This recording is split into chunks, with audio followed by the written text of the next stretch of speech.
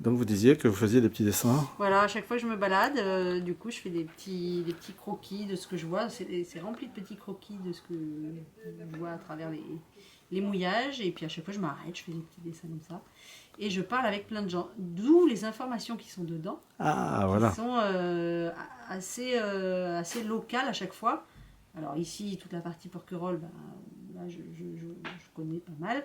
Mais sinon, toutes les autres parties du carnet de mouillage, oui, j'y suis allée, mais j'ai parlé avec beaucoup de gens qui m'ont donné plein d'informations que vous trouvez à l'intérieur. Formidable. Voilà. C'est toujours un plaisir, en tout cas, de découvrir tous ces petits Et alors, donc, mouillages. vous en avez fait un sur la Corse aussi, selon le même principe? Exactement le même principe. Voilà. Oui. Je suis en train d'en préparer un sur les mouillages de Toulon à Marseille. Marseille. Oui. Ah, là, il va y avoir de quoi alors aussi. Et il y a de quoi, donc j'ai déjà commencé plein de dessins, mais c'est loin d'être fini. Et de récupérer les informations, de dessiner toutes ces cartes, là, de redessiner toutes les cartes. Ces cartes-là, je mets en fait 5, je vais chercher sur internet, hein, évidemment. Bien sûr, j'y suis allée, je vérifiais que le sable était bien au bon endroit, et les sentiers, je les ai très souvent empruntés pour vérifier. Mais après, savoir où sont les maisons, les vrais chemins, les réglementations maritimes. Donc il y a Google Earth, il y a Géoportail, il y a Navionics pour la partie maritime, il y a Donia pour la partie du sable, et il y en a une 5e, et le CHOM. Bien sûr. Donc je croise ces 5 cartes et je mets dedans les informations, pas toutes les informations de toutes les 5 cartes, les informations qui sont importantes pour les plaisanciers. Dont, en l'occurrence, quand je m'amuse à mettre il y a les légendes, d'accord. Toutes ces légendes, vous allez les retrouver plus ou moins. Mais c'est pas par hasard s'il y a poubelle à tri sélectif ou conteneur. C'est-à-dire que réellement, moi, je trouve que si on trie, c'est mieux. S'il n'y a pas ce petit rond-tonchon, c'est que j'ai pas trouvé de poubelle à tri sélectif. Voilà, c'est toutes ces petites informations. Pareil, les secours, la pharmacie, les courses, le carburant. Voilà. Formidable. Après, il n'y a pas de pub pour personne. Hein, c'est juste une information. En fait, des fois, c'est en fonction de la saison. Et je voyage plutôt, du coup, après l'été ou avant l'été. Ce qui fait qu'il n'y a pas beaucoup de monde. Et sur mes photos, sur mes dessins, quand on navigue, il n'y a pas la foule de l'été en tout cas. Voilà. Je vais dessiner un petit porquerolles.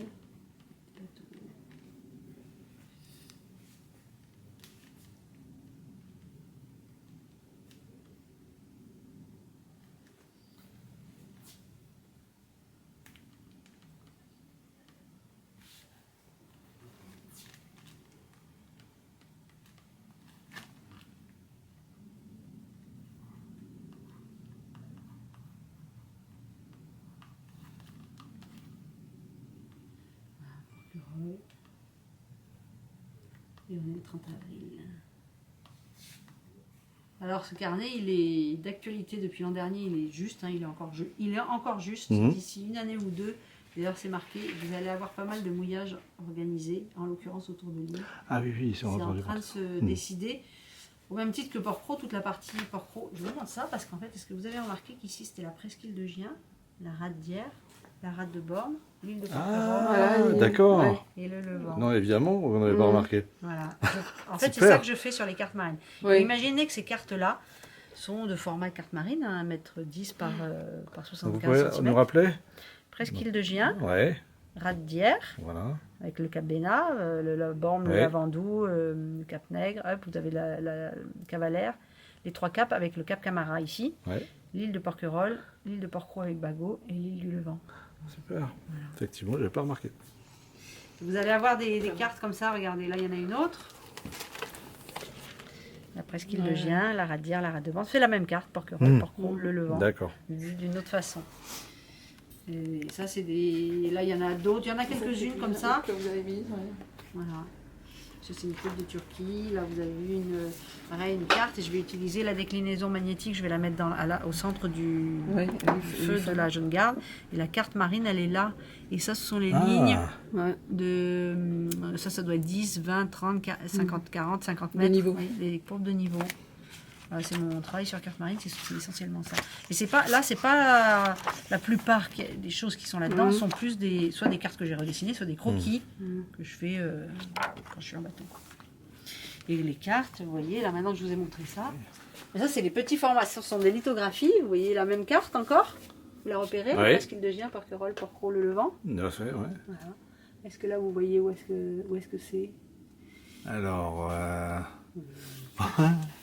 Alors, je l'ai mise à l'envers. Vous voyez, les écritures sont à l'envers. Vous avez la d'accord. Presqu'île de Gien Voilà. et Porquerolles. D'accord. Bah oui, évidemment. Avec le nord au sud. Évidemment. Mais vous voyez, c'est pas forcément. Donc là, c'est assez vaste, plus près. Regardez celle-ci. Là, on la voit mieux, la carte. Vous voyez, c'est la Ouais, Méditerranée, c'est en fait. D'accord. Ah oui, oui, d'accord. Mais par exemple, toutes les branches de l'arbre dans l'Espagne sont des routes. Vous voyez, je vais utiliser les traits qu'il D'accord. y a dedans. Ah oui. Je m'amuse à prendre les traits. Et au même titre que là, ici, cette délimitation qu'il y a ici, ça, c'est une courbe de niveau. Vous pouvez la suivre. Hein. Vous la voyez, elle est là. J'ai suivi la courbe de niveau. Je vais suivre les éléments, en fait. D'accord. Vous voyez, tout le long, la Presqu'île de Gien, Porquerolles, Porquerolles. Là, le poulpe, il suit avec ses tentacules les lignes de niveau aussi. Alors, je passe d'une à l'autre. Hein, pour. Comment ça vous est venu, ça? Eh bien, je ne sais pas. Dans ma comment ça m'est venu à la base, c'est des cartes marines que j'ai récupérées en Turquie, mais il y a de ça 25 ans.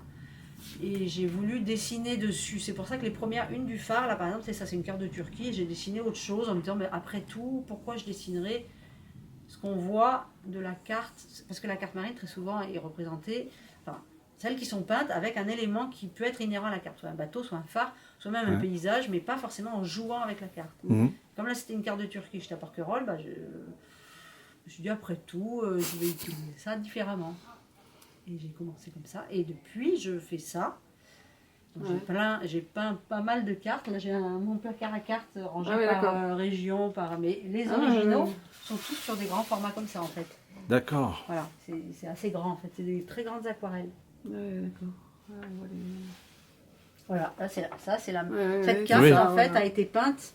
L'original était grand comme ça. Si vous voulez voir des originaux, là en ce moment il y a une exposition, vous pouvez voir qui est gratuite à Sainte-Anne, à l'hôtel Sainte-Anne.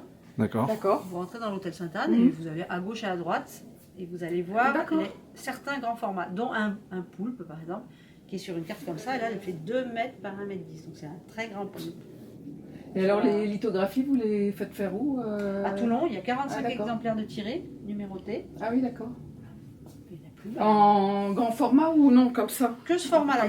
Je l'ai refait en 2 formats différents. Un format, si c'était une grande carte, là il doit y en avoir des originaux. Tiens. Là il y en a une par exemple. Mais elle est avec plein de petits dessins. Celle-là c'était pour une expédition scientifique où on devait relever ces éléments-là sur les petites îles de Méditerranée pour le conservatoire du littoral. Et ces formats-là sont tirés dans 7 exemples. Comme ça, en 45 exemplaires comme ça et 45 exemplaires comme ça. Suivant ce que c'est. Ça, par exemple, c'est pas tiré en petit parce que on ne verrait pas assez les informations. Et les formats, il y a très rare, mais il existe des formats de demi-carte. Et ceux-là, je ne les tire qu'en petit. L'original, c'est le seul qui est grand, en fait. Et là, vous avez tous les grands formats sont là. Il y en a beaucoup, hein. Et en effet, vous avez vu celle-là, là-bas? Ouais. Celle-là, vous l'avez en grand et en petit. Ah, voilà. Et en effet, ici, c'est l'île de Bréa. Et c'est quelqu'un qui avait fait une commande, qui voulait cette carte parce qu'ils ont une attache sur l'île de Bréa et ils ont une attache à Porquerolles. Alors j'ai peint Porquerolles sur une carte de Bréa en utilisant pareil la carte qui est là, qu'on reconnaît maintenant au premier abord.